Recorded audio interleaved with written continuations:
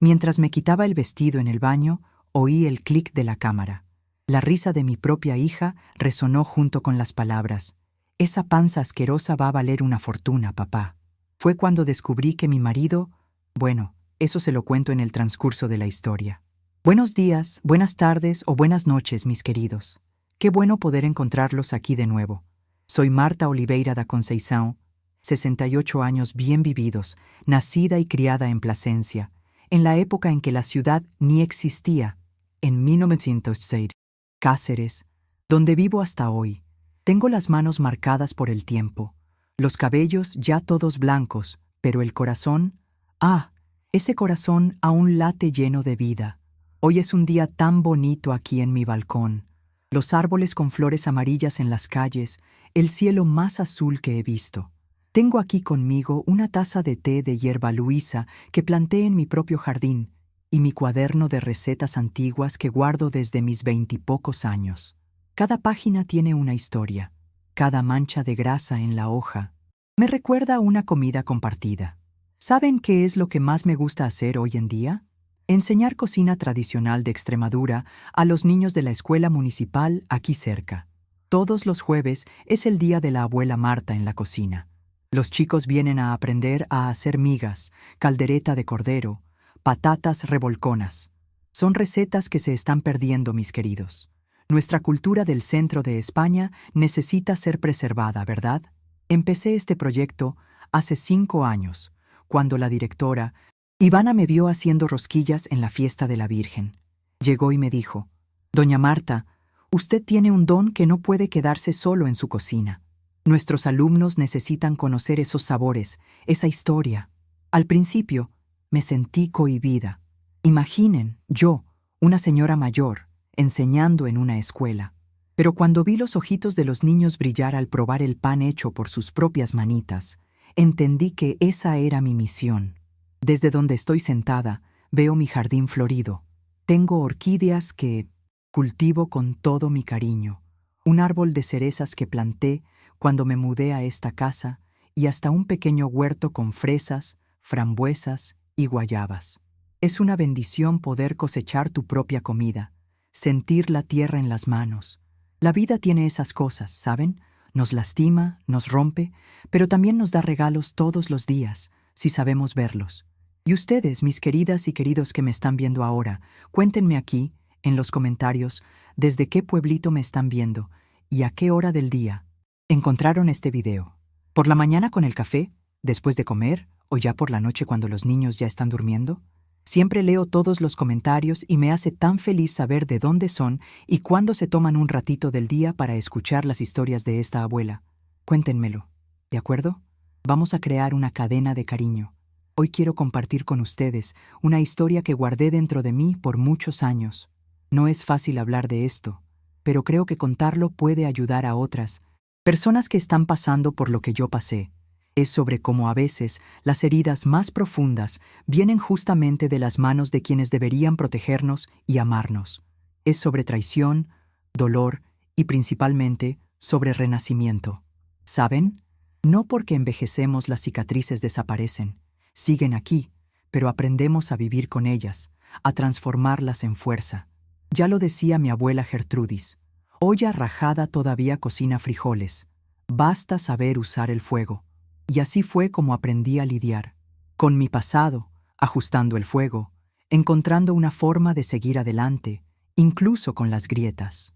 Cuando era niña, allá por los años 60, Plasencia era solo un puñado de casas, caminos de tierra y mucho, mucho campo. Fue aquí donde nací, crecí y vi mi vida cambiar de formas que jamás podría haber imaginado.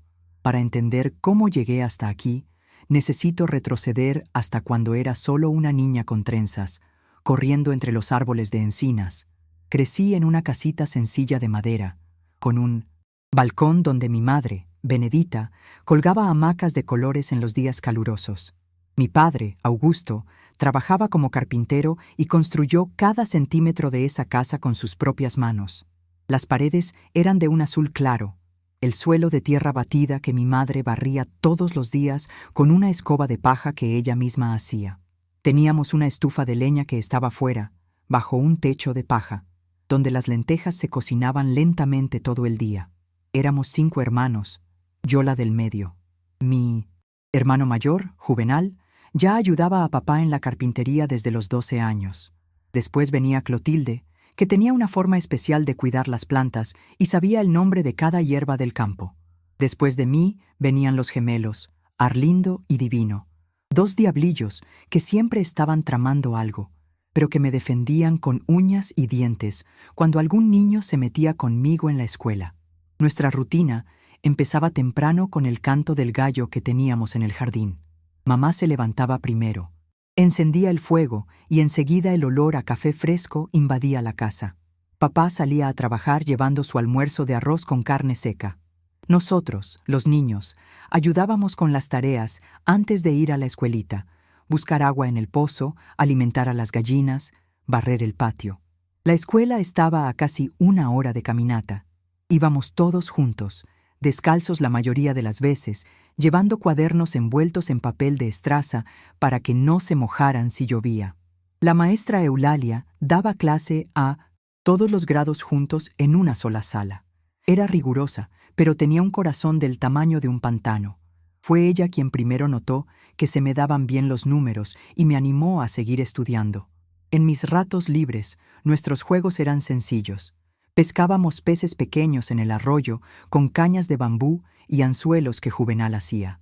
Subíamos a los árboles para recoger frutas, mangos, guayabas, cerezas. Las niñas jugábamos a las casitas debajo del árbol usando las frutas caídas como comidita. Los niños construían carritos de madera con ruedas de carretes de hilo. Y cuando llovía, la alegría era correr descalzos en la lluvia, sintiendo la tierra mojada entre los dedos de los pies. Teníamos una vecina, doña Quiteria, que era como una segunda abuela para nosotros. Viuda, vivía sola en una casita rosa y hacía los mejores dulces de leche y de calabaza de la región. Las tardes de domingo, después de la misa en la capillita de San Benito, íbamos todos a su casa a escuchar historias de miedo mientras comíamos sus maravillosos dulces. De ella aprendí mis primeros secretos de cocina. Plasencia, en esa época, era un lugar donde todo el mundo conocía a todo el mundo. La ciudad aún estaba naciendo, se había fundado hacía pocos años y las familias que llegaban venían principalmente de Andalucía y el País Vasco, buscando tierras baratas para plantar cereales y criar ganado. No teníamos luz eléctrica, solo lámparas de queroseno que encendíamos cuando se ponía el sol. Agua corriente, ni pensarlo. El lujo era tener una cisterna en el jardín. Las fiestas de la comunidad eran los momentos más esperados.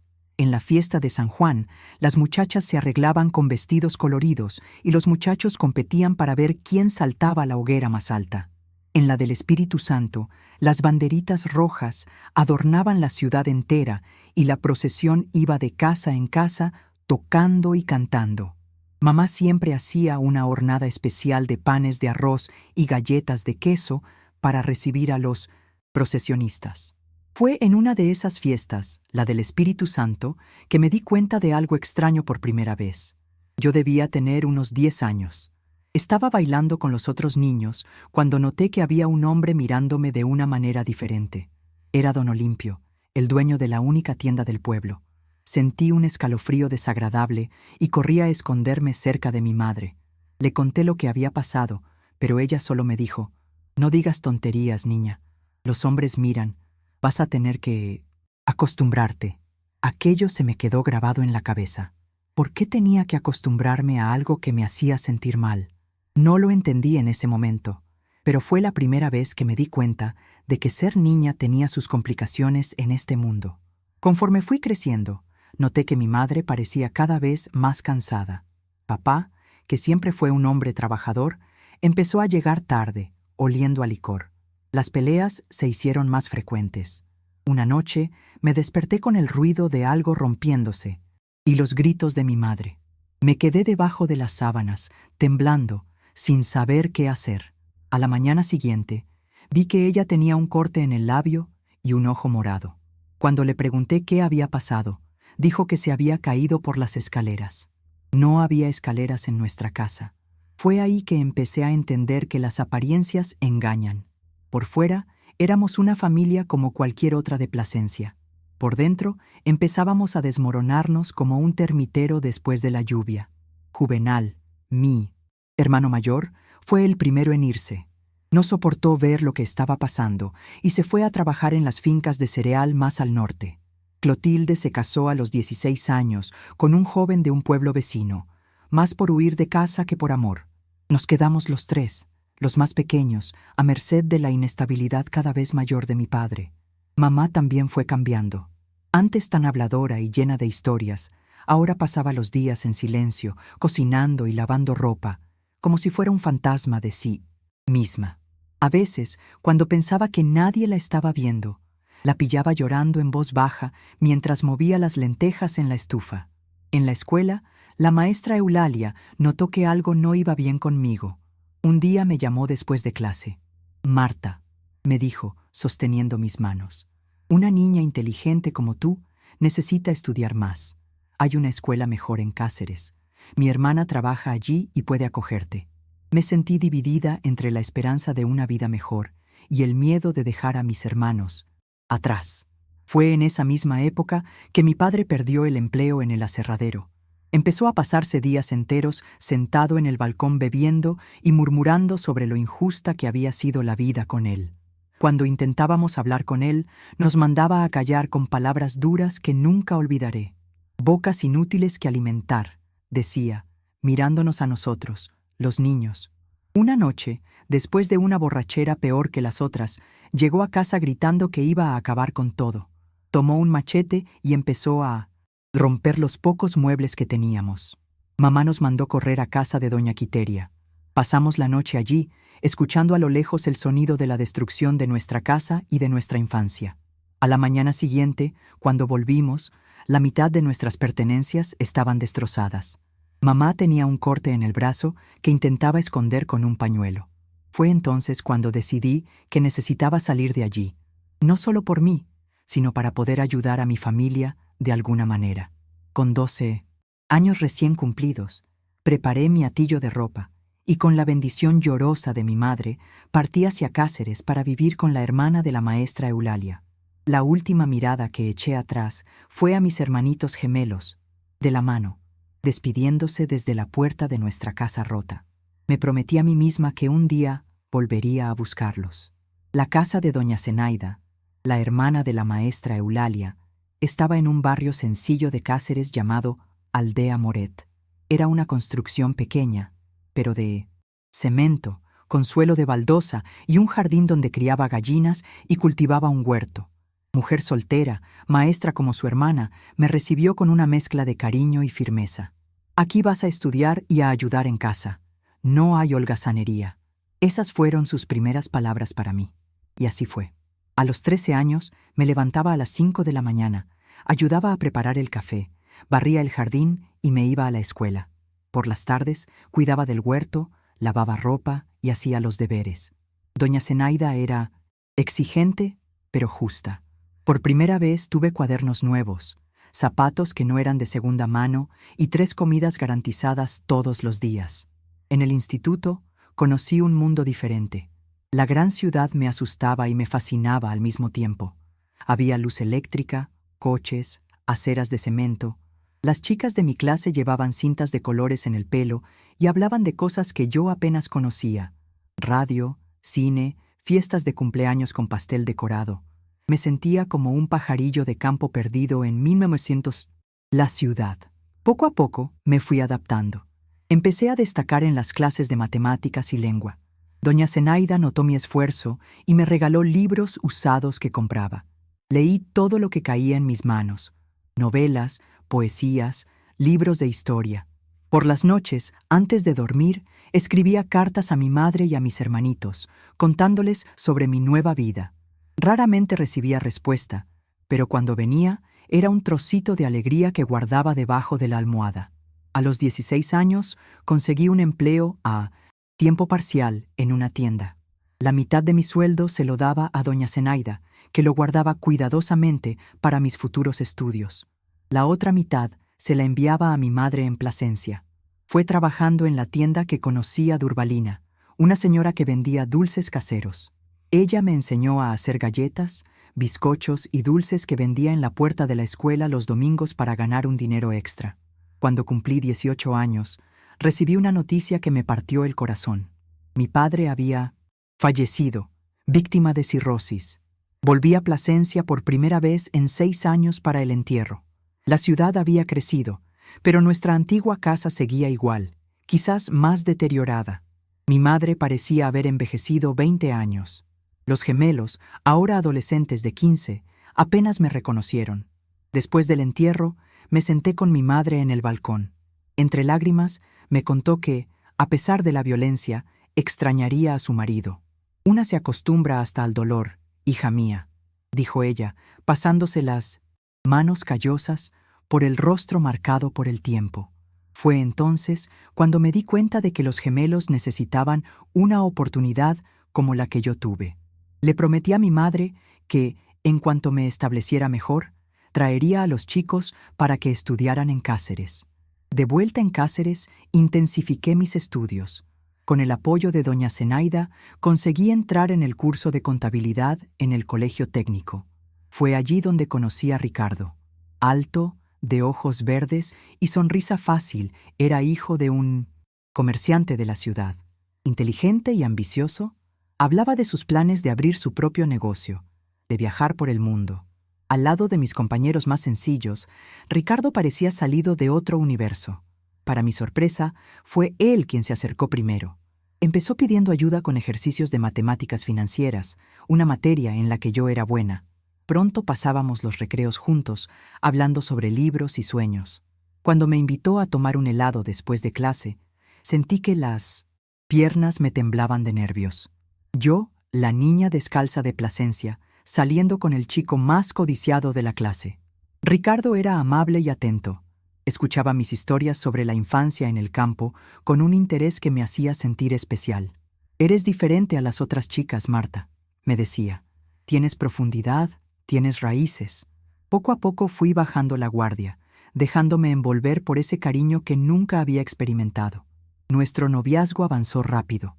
A los 20 años, cuando me gradué del curso técnico, Ricardo me pidió matrimonio. Doña Zenaida se mostró desconfiada. Creía que yo era muy joven y que debíamos esperar a que él terminara la carrera de administración. Un hombre que se apresura a casarse tiene motivos, me advirtió. Pero yo estaba enamorada y decidida. Nos casamos en una ceremonia sencilla en la iglesia de San Benito, en Cáceres. Mi madre y los gemelos vinieron para la celebración. Ricardo alquiló una casita para nosotros en el barrio de La Madrila, no muy lejos de la tienda de materiales de construcción, donde él empezó a trabajar con su padre. Yo conseguí un empleo en el despacho de contabilidad de don Ariosto, donde ponía en práctica lo que había aprendido en el curso técnico. Los primeros meses fueron como un sueño. Amueblamos nuestra casa con muebles sencillos, cocinábamos juntos, hacíamos planes. Ricardo hablaba de comprar un terreno, construir una casa más grande, tener hijos.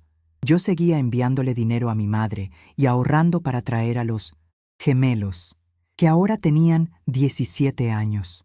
Fue entonces cuando empecé a notar los primeros cambios en Ricardo, pequeños al principio. Una impaciencia cuando la cena no estaba lista, un comentario ácido sobre mi ropa, una queja sobre el dinero que le enviaba a mi familia. «Ahora nuestra familia somos nosotros, Marta», me decía cuando mencionaba mi promesa de traer a los gemelos. Un día llegué del trabajo y encontré a Ricardo en casa más temprano de lo normal. Estaba sentado en la sala, hojeando mi cuaderno de recetas, ese mismo que llevo conmigo hasta hoy. «¿Qué es esto?», preguntó, mostrándome un sobre que estaba guardado entre las páginas. Era el dinero que yo estaba juntando en secreto para ayudar a mis hermanos. «¿Me estás escondiendo dinero?», me preguntó, con la voz baja, pero cortante, como un cuchillo de cocina bien afilado. Intenté explicarme, decirle que era una promesa que le había hecho a mi madre, pero él no quiso escuchar. «Le estás mintiendo a tu marido. ¿Eso es lo que te enseñó tu madre?». Esa noche, Ricardo no me pegó. No lo necesitaba. Sus palabras fueron suficientes para hacerme sentir pequeña, insignificante, desagradecida. Salió dando un portazo y solo regresó a la mañana siguiente, oliendo a alcohol. Me pidió disculpas, me abrazó, Dijo que había reaccionado mal porque se preocupaba por nuestro futuro. Nosotros dos contra el mundo, ¿recuerdas? Algunos meses después, descubrí que estaba embarazada. Ricardo se puso radiante, dejó de beber, volvió a ser atento, empezó a hacer planes para el bebé. Compramos una cuna de segunda mano y la pintamos de blanco. No sabíamos si sería niño o niña, pero yo secretamente deseaba una niña. Julia nació una madrugada calurosa de enero de 1982. Preciosa, con los ojos verdes de su padre y el cabello oscuro como el mío. Cuando la puse en los brazos de Ricardo por primera vez, vi lágrimas en sus ojos. «Es perfecta», susurró. «Le daremos todo lo mejor que el mundo tiene para ofrecerle». Por un tiempo, vivimos en 1900 relativa armonía. Ricardo fue ascendido en la tienda. Yo dejé de trabajar para cuidar de Julia. Los gemelos terminaron siguiendo sus propios caminos. Arlindo se alistó en el ejército y Divino consiguió empleo en una finca al norte de la provincia. Mi madre falleció en silencio mientras dormía, cuando Julia tenía 2 años. Ni siquiera pude ir al entierro, pues la niña estaba enferma. Conforme Julia crecía, Ricardo se volvía cada vez más controlador, pero de una manera sutil que en ese momento confundía con cuidado y amor. Elegía la ropa que yo debía usar, decidía con quién podíamos relacionarnos, controlaba cada céntimo que entraba y salía. «Estoy cuidando de ustedes», me decía. «El mundo exterior es peligroso». Cuando Julia cumplió 7 años, Ricardo consiguió dinero para abrir su propia tienda de materiales eléctricos. Los negocios prosperaron desde el principio. Nos mudamos a una casa más grande, en un barrio mejor. Julia entró en una escuela privada. Por primera vez teníamos cierta comodidad. Fue entonces cuando Ricardo empezó a distanciarse. Pasaba cada vez más tiempo en la tienda, siempre con el teléfono en la mano, hablando en voz baja cuando yo me acercaba. «Es trabajo, Marta. Tú no lo entenderías», me decía cuando le preguntaba. «Alguien tiene que garantizar la comodidad de esta casa». Fue en esa época que noté los cambios en Julia también. La niña dulce y cariñosa fue dando paso a una preadolescente distante y crítica. Empecé a notar sus miradas de desaprobación, sus comentarios sobre mi forma de hablar, de vestir, de cocinar. «Mamá, ese vestido es tan de pueblo», me decía. O «¿por qué no hablas bien como las madres de mis amigas?». Cada crítica era como una pequeña puñalada en mi corazón. Intentaba hablar con Ricardo sobre el comportamiento de la niña, pero él le restaba importancia. «Es una fase, Marta. Todas las niñas pasan por eso». A veces incluso le pillaba una sonrisita en el rincón de la boca cuando Julia hacía algún comentario particularmente cruel sobre mí. Un día, cuando Julia tenía 12 años, entró al baño mientras me duchaba. Instintivamente intenté cubrirme. Siempre fui reservada. Nunca me sentí cómoda mostrando mi cuerpo. «¡Puaj, mamá!», exclamó con una expresión de asco. «¡Qué feo es tu cuerpo! Mira esas estrías, esa barriga flácida». No es de extrañar que papá llegue tarde a casa. Me quedé paralizada, el agua cayendo por mi cuerpo, sus palabras cayendo por mi alma. No supe qué responder. Solo le pedí, con voz temblorosa, que se fuera y me dejara terminar de ducharme en paz. Esa noche, lloré en silencio en mi almohada, recordando a la niña que yo había sido en Plasencia, llena de sueños, y preguntándome dónde había cometido un error. Lo que no sabía es que ese episodio en el baño era solo el comienzo de una pesadilla que duraría años. Una pesadilla que jamás podría haber imaginado, tramada por las 2 personas que más amaba en el mundo. Después de ese día en el baño, algo cambió definitivamente en nuestra casa. Era como si una compuerta se hubiera abierto y no hubiera vuelta atrás. Las críticas de Julia se convirtieron en parte de nuestra rutina diaria. Nada de lo que hacía estaba bien. El café estaba aguado, la ropa mal planchada, la casa no estaba lo suficientemente limpia. «Mamá, ¿de verdad vas a salir con ese pelo así? Parece que te ha pasado un huracán por la cabeza». O «Esta comida sabe a tierra. Las otras madres saben cocinar bien». ¿Y aún más? «¿Por qué hablas así? ¿Me da vergüenza cuando mis amigas vienen?». Aquí, cada palabra era como una pequeña puñalada. Lo peor era que Ricardo, en lugar de defenderme u orientar a nuestra hija, parecía encontrarle la gracia. A veces lo pillaba observando esas interacciones con una sonrisa extraña en el rincón de la boca, casi satisfecho. Cuando intentaba hablar con él sobre el comportamiento de Julia, la respuesta era siempre la misma. Estás exagerando, Marta. Solo está creciendo, descubriendo quién es. Y completaba. Tal vez deberías esforzarte más por ponerte al día, mejorar un poco. Así, fui volviéndome cada vez más insegura y aislada. Las pocas amigas que tenía en Cáceres se fueron alejando. Ricardo siempre encontraba defectos en ellas, decía que eran interesadas o malas influencias. Mis contactos con mis hermanos se resumían a llamadas rápidas en fechas especiales. La vida continuaba aparentemente normal para quien nos veía desde fuera. Ricardo prosperaba en los negocios. Julia asistía a una de las mejores escuelas de la ciudad. Tenía clases de ballet, inglés, natación. Vivíamos en una casa bonita en el barrio de El Pinar, con 3 dormitorios, jardín y hasta una pequeña piscina. Pero entre esas paredes me sentía cada vez más como una extraña, una sirvienta en mi propia casa. Fue cuando Julia entró en la adolescencia que las cosas empeoraron significativamente. A los 14 años ya era una chica bonita, con los rasgos de su padre y mi estatura. Tenía un grupo de amigas de la escuela, chicas de familias acomodadas, que la visitaban de vez en cuando. Noté que cuando esas chicas estaban en casa, el comportamiento de Julia hacia mí se volvía aún más cruel, como si quisiera humillarme delante de ellas. Una tarde volví antes de tiempo del supermercado y encontré a Julia y a sus amigas en la sala. Cuando entré cargando las bolsas pesadas, Julia me miró con desdén y dijo: «Miren, chicas, así es como se ve a alguien que no estudia y termina siendo solo un ama de casa. Tomen nota». Las chicas se rieron y sentí que mis mejillas ardían de vergüenza.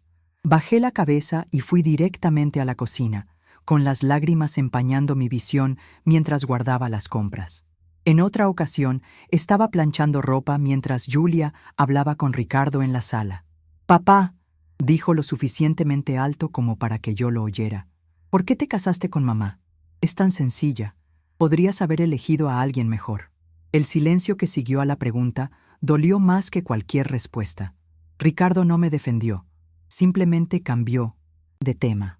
Los momentos más difíciles, sin embargo, seguían siendo los relacionados con mi cuerpo.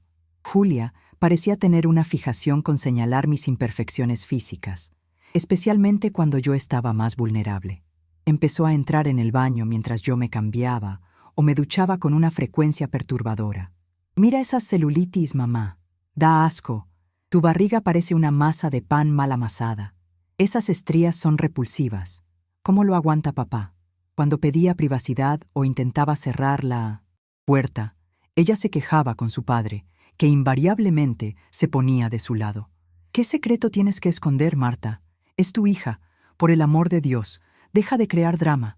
Había algo extraño en esa insistencia, algo que no lograba entender por completo. ¿Por qué mi hija parecía tan obsesionada con verme desnuda, con señalar cada imperfección de mi cuerpo? ¿Por qué mi marido, que hacía años que apenas me tocaba, animaba ese comportamiento? Un día, me di cuenta de que algunas de mis prendas íntimas habían desaparecido del cajón. Cuando les pregunté a Julia y a Ricardo si las habían visto, ambos me miraron como si estuviera loca. «Te estás volviendo paranoica, Marta», dijo Ricardo. «Seguro que las tiraste y ni te acuerdas». Pero yo estaba segura de que no había tirado nada, así como estaba segura de que alguien estaba hurgando en mis cosas cuando yo no estaba en casa. Empecé a notar otros detalles perturbadores. A veces, al entrar en una habitación, tenía la sensación de que Ricardo y Julia acababan de interrumpir una conversación. Intercambiaban miradas de complicidad, como si compartieran un secreto del que yo estaba excluida. Ricardo, siempre ocupado con la tienda, empezó a aparecer en casa en horarios inesperados. Cuando le preguntaba el motivo, me daba respuestas vagas. «Solo vine a buscar unos documentos» o «necesitaba verificar algo con Julia sobre la escuela». La tecnología siempre fue un misterio para mí. Crecí en una época sin ordenadores y aunque teníamos uno en casa ahora, rara vez lo usaba. Ricardo y Julia eran los expertos en tecnología de la familia, siempre con sus pagers, cámaras digitales y ordenadores. Cuando yo me acercaba mientras usaban esos aparatos, rápidamente cambiaban las pantallas o apagaban los dispositivos. «Es un asunto de trabajo, Marta. Tú no lo entenderías», me decía Ricardo cuando mostraba curiosidad. «Son cosas de la escuela, mamá, demasiado complicadas para ti», era la respuesta de Julia. Hubo una ocasión particularmente dolorosa cuando, al servir la cena, se me cayó un poco de salsa en el mantel. Antes de que pudiera limpiarlo, Julia ya estaba de pie, filmando con la cámara digital. «¿Qué haces?», pregunté confundida. «Documentando tu incompetencia», respondió ella con una sonrisa maliciosa. «Hasta para servir la comida eres un desastre». Ricardo, en lugar de intervenir, parecía satisfecho. «Déjala, Marta. Es solo una broma». Pero no parecía una broma. La mirada que intercambiaron en ese momento tenía algo de calculador, como si estuvieran ejecutando un plan. Mi autoestima, ya frágil, se desplomó por completo. Empecé a mirarme al espejo y solo veía lo que ellos señalaban: la mujer fea, torpe, ignorante, indigna. Desarrollé la costumbre de vestirme y desvestirme a oscuras, de ducharme solo cuando estaba segura de que Julia no estaba, de hablar lo menos posible para no ser corregida. Por las noches, acostada al lado de Ricardo, que hacía años que dormía dándome la espalda, lloraba en silencio, recordando a la niña que fui un día en Plasencia, los sueños que tuve, la vida que había imaginado para mí. ¿Cómo había llegado a ese punto? ¿Cómo mi propio marido y mi hija podían tratarme así? Intenté buscar ayuda. Una vez tomé valor y llamé a una antigua compañera del despacho de contabilidad. Le conté con medias palabras cómo me sentía menospreciada en casa. Ella me sugirió que buscara terapia, que tal vez estaba deprimida. Cuando se lo mencioné a Ricardo, él se rió. ¿Terapia? ¿Con qué? ¿Dinero? ¿Crees que el dinero cae del cielo? Además, el problema no es psicológico, Marta. El problema es que no te esfuerzas lo suficiente. También intenté acercarme a Julia de otras maneras. Empecé a aprender recetas nuevas, comprando revistas de cocina a escondidas para sorprenderla con platos diferentes. «Eso tiene demasiados carbohidratos, me voy a poner gorda como tú», fue su respuesta cuando preparé unos ñoquis especiales para su cumpleaños número 15. Un día, mientras limpiaba el dormitorio de Julia, una de mis muchas obligaciones diarias, encontré un cuaderno escondido debajo del colchón. Sé que no debería, pero lo abrí. Lo que encontré me dejó helada. Eran notas como de un diario, pero no un diario normal de adolescente. Había listas tituladas «Formas de humillar a mamá» y cosas para decir sobre su cuerpo. Algunas anotaciones tenían observaciones como «A papá le gustó esta» o «Grabar la próxima vez». Me quedé paralizada, con el cuaderno temblando en mis manos. Aquello no era un comportamiento normal de adolescente. No eran solo comentarios maliciosos y espontáneos. Era algo planeado, sistemático, casi ensayado. Cuando oí que la puerta principal se abría, rápidamente volví a poner el cuaderno en su escondite. Era Ricardo, que regresaba a casa a mitad de la tarde, una vez más en un horario inesperado. Me encontró aún en el dormitorio de Julia, pálida y temblorosa. «¿Qué haces aquí?», preguntó, con un tono inmediatamente sospechoso.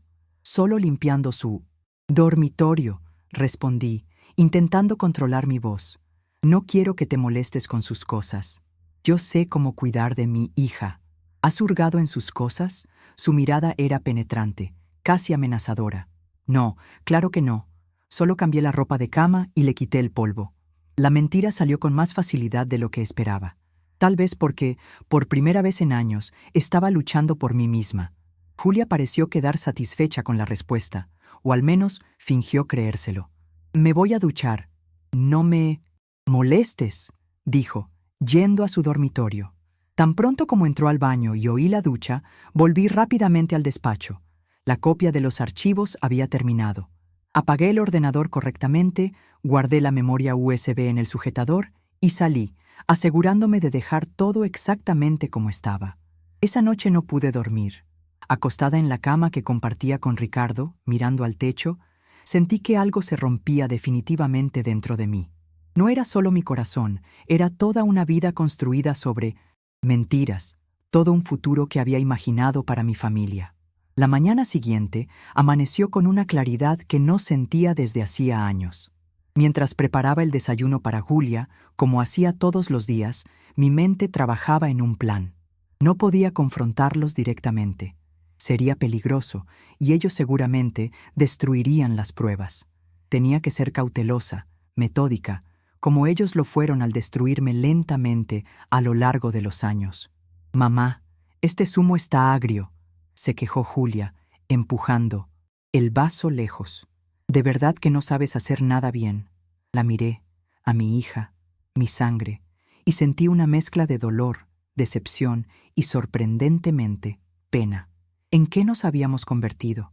¿Qué había hecho Ricardo con nosotras dos? «Lo siento, hija.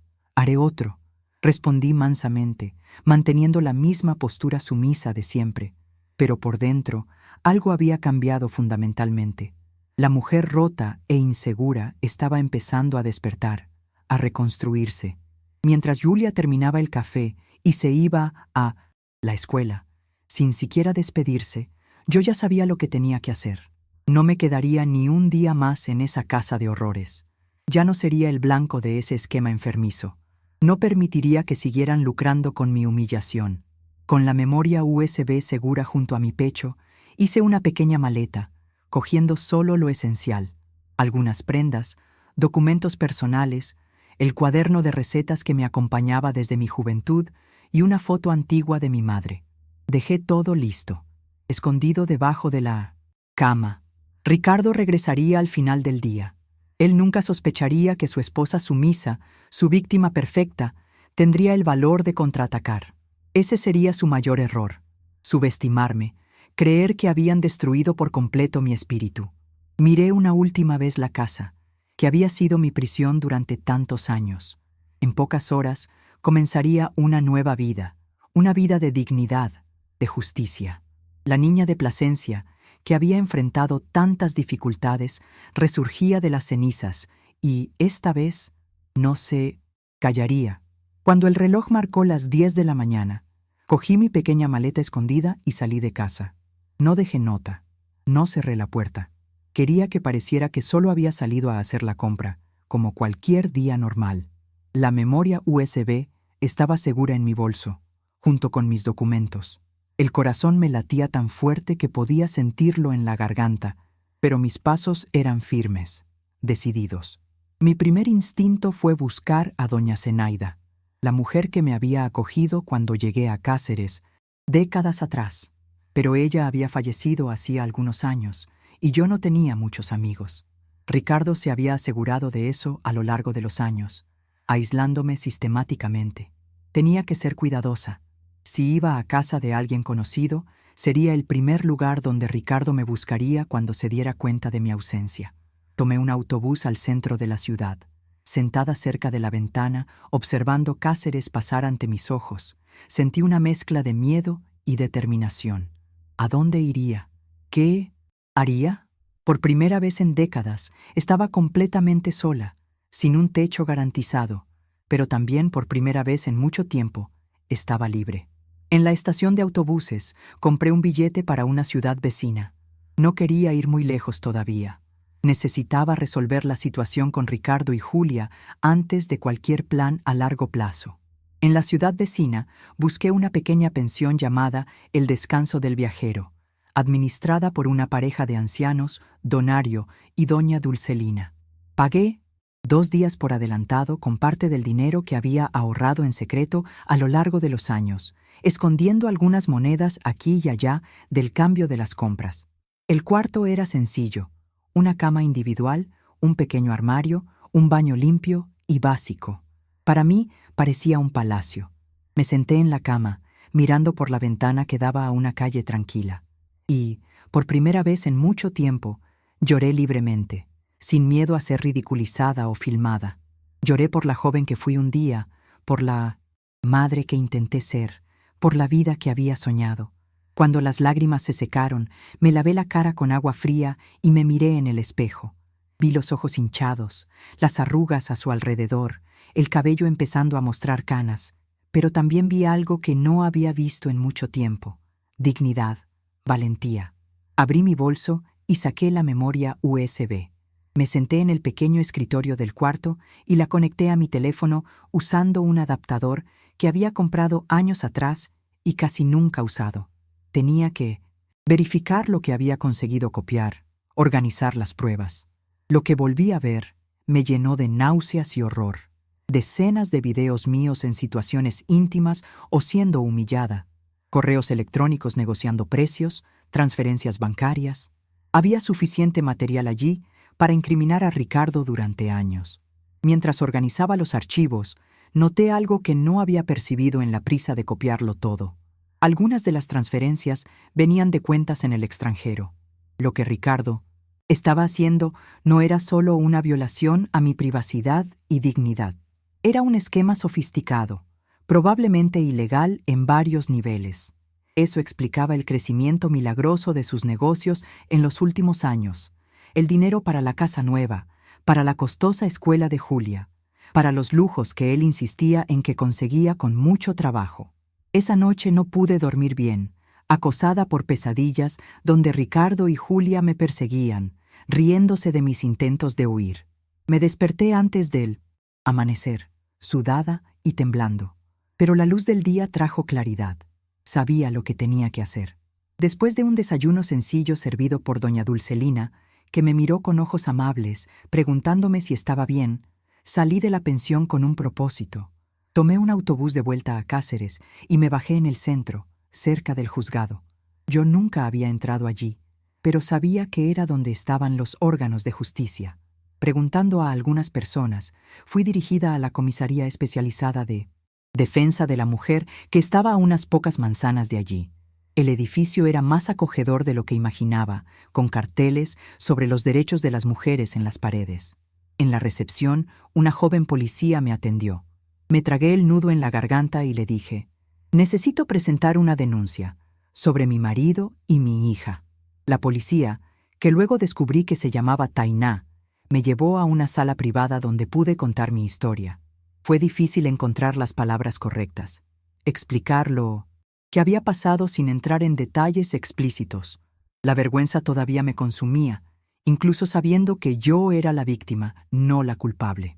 «Señora Marta, lo que usted está describiendo constituye varios delitos», dijo Tainá después de escuchar mi relato inicial. «Necesitamos registrar una denuncia y usted tendrá que testificar formalmente. ¿Puedo llamar a la inspectora para que hablemos mejor?».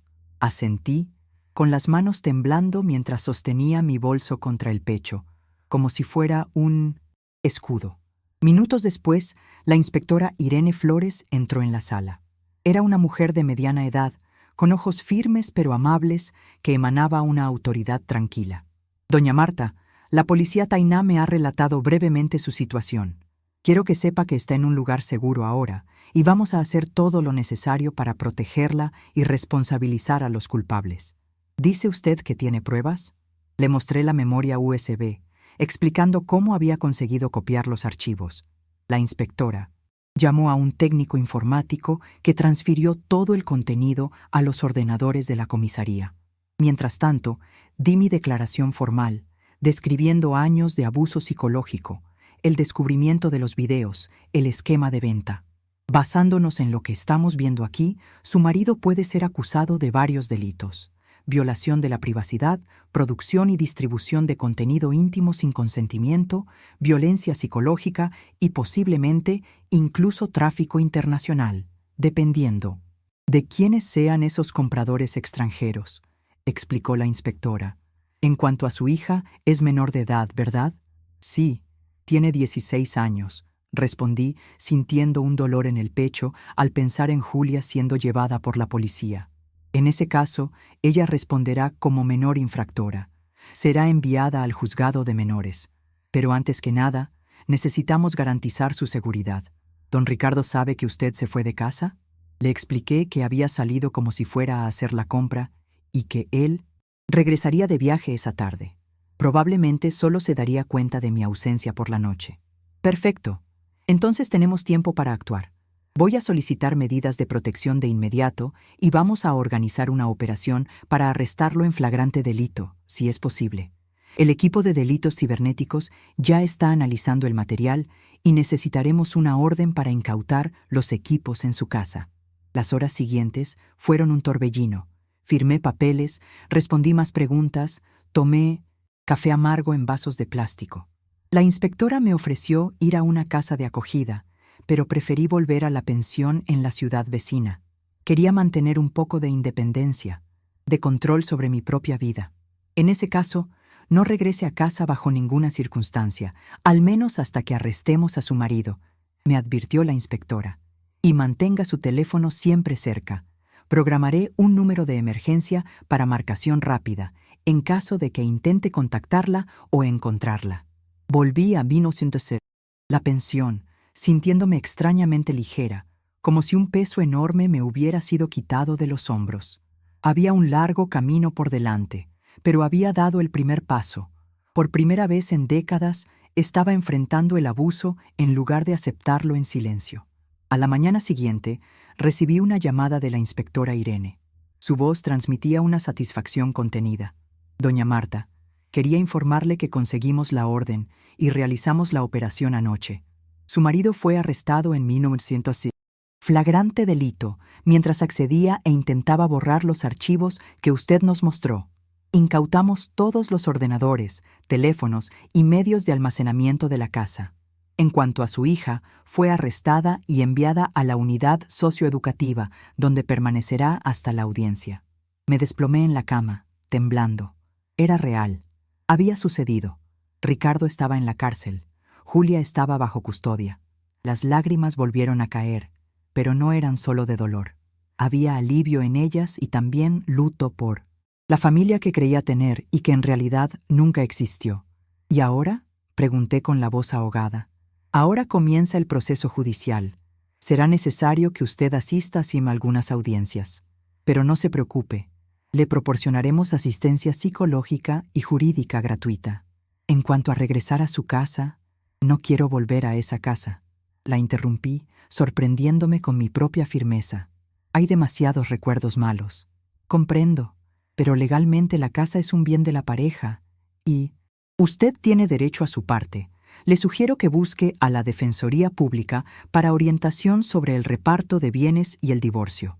En los días siguientes, fui orientada por el Servicio Social de la Comisaría y dirigida a un grupo de apoyo para mujeres víctimas de violencia. Allí conocí a otras mujeres que, como yo, habían encontrado fuerzas para romper ciclos de abuso.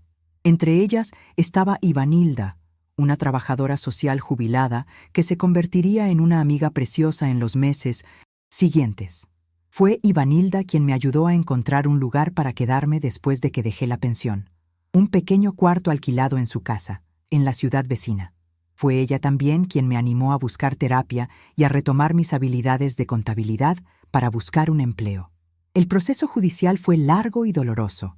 Ricardo fue condenado a 8 años de prisión por diversos delitos, incluyendo producción y distribución de material íntimo sin consentimiento, violencia psicológica y asociación con tráfico internacional de contenido indebido.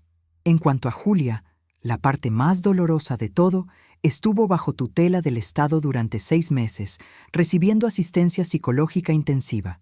Los informes indicaban que había sido manipulada por Ricardo desde muy joven, desarrollando un comportamiento patológico hacia mí. Nunca más volví a esa casa de El Pinar. Con la orientación de la Defensoría Pública, conseguí mi parte en la venta de la propiedad y de otros bienes. No era una fortuna, pero era suficiente para empezar de nuevo. Y fue pensando en ese nuevo comienzo que tomé la decisión que cambiaría de nuevo el rumbo de mi vida. Volver a Plasencia, mi tierra natal. Regresar a Plasencia fue como cerrar un círculo. Cuando pisé de nuevo esa tierra roja, casi 40 años después de haberme ido, como una niña asustada, sentí que finalmente volvía a casa. La ciudad, por supuesto, ya no era ese puñado de casas de mi infancia. Había crecido, se había desarrollado, con edificios, asfalto, comercios, pero el cielo seguía siendo igual de azul. El aire tenía el mismo olor a campo y la gente mantenía esa forma acogedora de ser del interior de Cáceres. Con el dinero de mi parte en la venta de la casa y de los bienes en la ciudad vecina, Compré una casita sencilla pero cómoda en un barrio tranquilo, con 2 dormitorios, una sala acogedora, cocina espaciosa y un jardín, donde pronto empecé a plantar de todo un poco: albahaca, romero, pimiento, tomate, además de las flores que siempre me gustaron. Cada planta que plantaba era como una afirmación: estoy echando raíces de nuevo, estoy reconstruyendo mi vida. A los 58 años no fue fácil empezar de nuevo. Por un tiempo viví de mis ahorros mientras intentaba reconectarme con la ciudad y conmigo misma. La terapia que continué haciendo por teléfono con la psicóloga que había conocido en la ciudad vecina fue fundamental en ese proceso. Poco a poco fui aprendiendo a mirarme al espejo sin escuchar las voces críticas del pasado, a valorar mis habilidades, a perdonarme por haber permitido el abuso durante tanto tiempo. Fue durante ese periodo de curación que redescubrí mi amor por la cocina, ya no como una obligación o una fuente de críticas, sino como un placer, una forma de expresión. Empecé a rescatar las recetas antiguas que había aprendido de mi madre, de doña Quiteria, de Durbalina de la tienda. Experimentaba nuevas combinaciones, adaptaba platos tradicionales, invitaba a los vecinos a probar mis creaciones. Mi vecina, Neusina, maestra jubilada, fue la primera en sugerir que hiciera de esto algo más que un pasatiempo. Marta, estas rosquillas son las mejores que he comido. Deberías venderlas en el mercado del productor. Al principio me resistía a la idea. Todavía me sentía insegura para exponerme así. Pero Neusina insistió hasta que un sábado de octubre, allí estaba yo con una mesita en el mercado, vendiendo rosquillas, panes de arroz y galletas de queso. Para mi sorpresa, todo se acabó antes del mediodía. A la semana siguiente tuve que hacer el doble y aún así no fue suficiente. Mis dulces se hicieron famosos en el pueblo y pronto tenía encargos para fiestas, reuniones, incluso para el ayuntamiento cuando recibían visitas de fuera. Era como si cada receta llevara un poco de mi historia, de mi resistencia, de mi renacimiento. Hoy, a los 68 años, mantengo una rutina tranquila y gratificante aquí en Plasencia. Me levanto temprano con el canto de los pájaros en el jardín. Tomo mi café en el balcón, observando las orquídeas que cultivo con cariño. Los lunes y miércoles todavía vendo en el mercado del productor, pero ahora tengo la ayuda de Marlene, una joven madre soltera que se ha convertido casi en una hija para mí. Los jueves, como les conté, voy a la escuela municipal a enseñar cocina tradicional a los niños. Un proyecto que comenzó hace 5 años y se ha convertido en una de las grandes alegrías de mi vida. Mi casa está siempre con las puertas abiertas. Neusina aparece casi a diario para tomar un café. Don Juvenal, no mi hermano, sino un señor que tiene el mismo nombre, pasa las tardes para jugar una partida de dominó en el balcón. Los jóvenes del barrio me llaman cariñosamente Abuela Marta, y siempre se acercan a probar alguna receta nueva. En cuanto a mi familia biológica, mantuve contacto con mis hermanos gemelos, Arlindo y Divino. Arlindo se jubiló del ejército y hoy vive en un pueblo vecino con su esposa. Divino se quedó en el norte de la provincia. Tiene 3 hijos y 5 nietos que me visitan de vez en cuando. Son momentos dulces cuando estamos todos reunidos, como si finalmente hubiéramos encontrado la paz que se nos negó en la infancia. ¿Y Julia? Esa es la pregunta que muchos me hacen, con los ojos bajos, la voz vacilante. Mi hija cumplió el periodo determinado por la justicia en la unidad socioeducativa y luego se fue a vivir con una tía paterna en Madrid.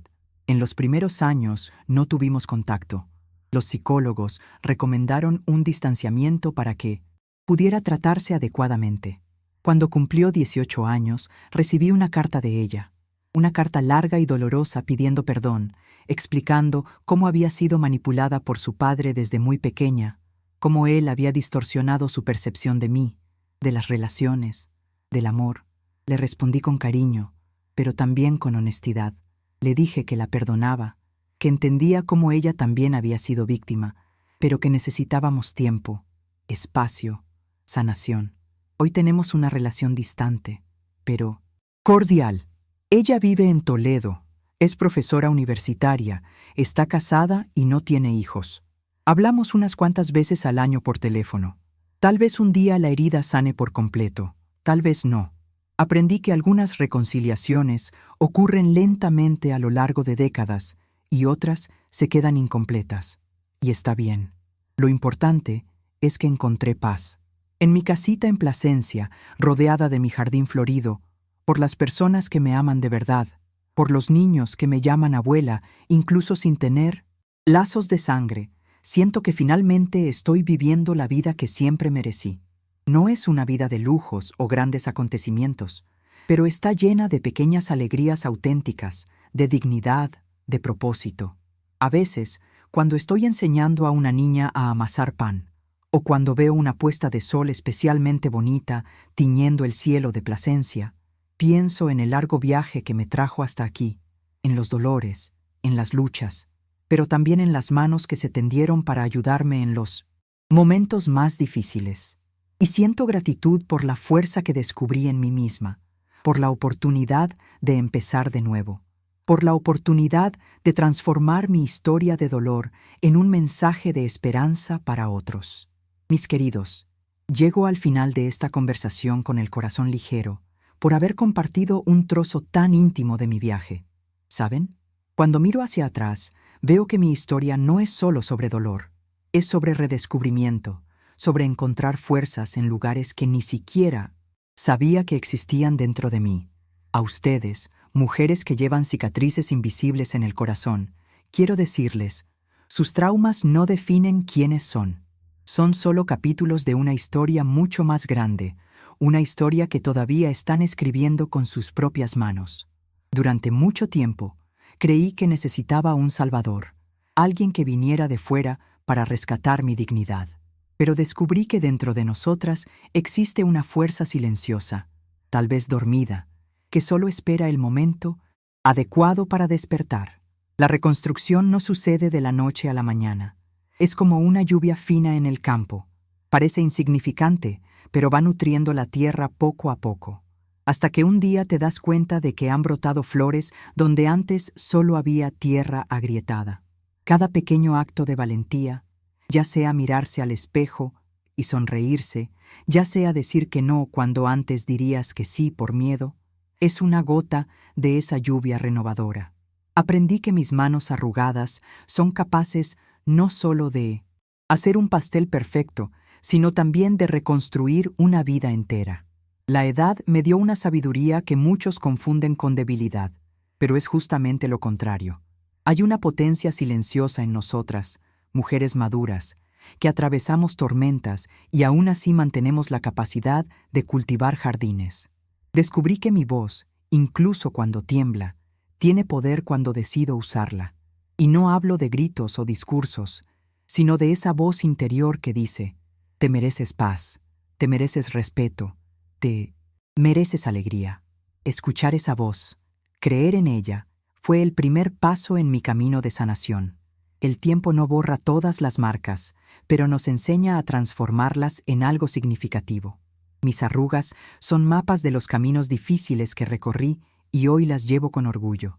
Cada línea cuenta una historia de resistencia silenciosa, de pequeñas victorias diarias. Y si hay algo que descubrí, es que nunca es tarde para florecer. A los 58 años, cuando muchos piensan en retirarse, yo estaba apenas empezando mi verdadera vida. Hoy, a los 68, siento que todavía tengo mucho que descubrir, que crear, que compartir. Para quien todavía camina por la oscuridad del trauma, que sepa que hay luz al final de esa travesía. No la luz de un salvador externo, sino la que tú misma vas encendiendo paso a paso, día tras día. Confía en tu tiempo, en tu proceso. La sanación no es lineal, tiene días de avance y días de retroceso, y todos ellos son parte necesaria del camino. Mis queridos y queridas, que visto hasta aquí, les pido de corazón que se suscriban ahora a este canal y activen la campanita. Cada suscripción es como una mano tendida a otras mujeres que necesitan escuchar que es posible empezar de nuevo, sin importar la edad, sin importar el trauma. Compartan este video inmediatamente con alguna mujer que conozcan que necesite fuerza para dar el primer paso. Una historia compartida puede ser el primer rayo de luz en días sombríos. Dejen en los comentarios la palabra renacimiento. Sí, Vieron el video hasta el final y creen que toda mujer merece la oportunidad de reescribir su historia. Háganlo ahora. No esperen ni un minuto más. Su acción puede ser el punto de inflexión en la vida de alguien que está sufriendo en silencio, como yo sufrí durante tantos años. Y recuerden siempre, cuando plantamos semillas de esperanza en el corazón de otras personas, nuestro propio jardín florece aún más bonito.